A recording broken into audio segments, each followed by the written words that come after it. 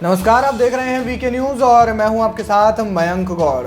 लोकसभा चुनाव नजदीक हैं और इसी बीच में राजनीतिक पार्टियां अपने अपने उम्मीदवारों के ऐलान कर रही है।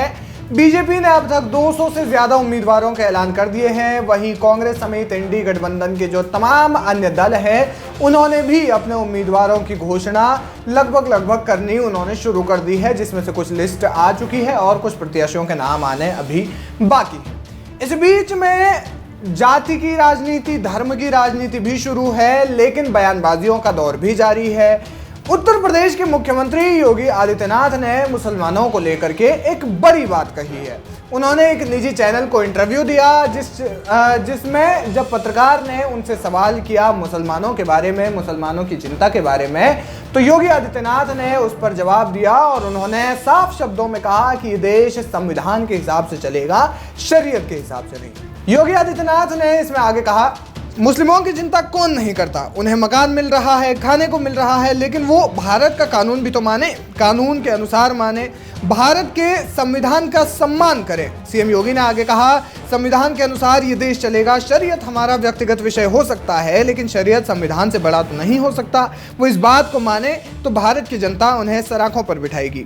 इस कार्यक्रम में योगी ने आगे कहा कि हम तो उस मंत्र को साथ लेकर चल रहे हैं जिसमें किसी के साथ भेदभाव न हो, योजनाओं का लाभ सबको मिल सके और सबका साथ सबका विकास हो सके, ताकि जनता का उन पर विश्वास बढ़ सके। और इसी वजह से वो यूपी में मुस्लिमों का विकास तो हो ही रहा है, साथ ही साथ पूरे देश में मुस्लिमों का विकास हो रहा है। उन्हें तमाम तरीके की जो सरकारी सुविधाएं हैं वो मिल रही हैं, उन्हें किसी भी प्रकार की सरकारी सुविधाओं से वंचित नहीं रखा जा रहा है, बल्कि अल्पसंख्यक होने के नाते वो सुविधाएं उन्हें ज्यादा मिल रही है। योगी ने आगे कहा कि हमने मदरसों के आधुनिकीकरण की बात की है, हमें स्किल्ड मैन पावर चाहिए, हमें इसके लिए अपने शिक्षण संस्थानों को बनाना होगा, इसी पर सरकार काम कर रही है। दरअसल हाल ही में इलाहाबाद हाईकोर्ट ने उत्तर प्रदेश मदरसा बोर्ड कानून को जो है वो असंवैधानिक घोषित कर दिया था।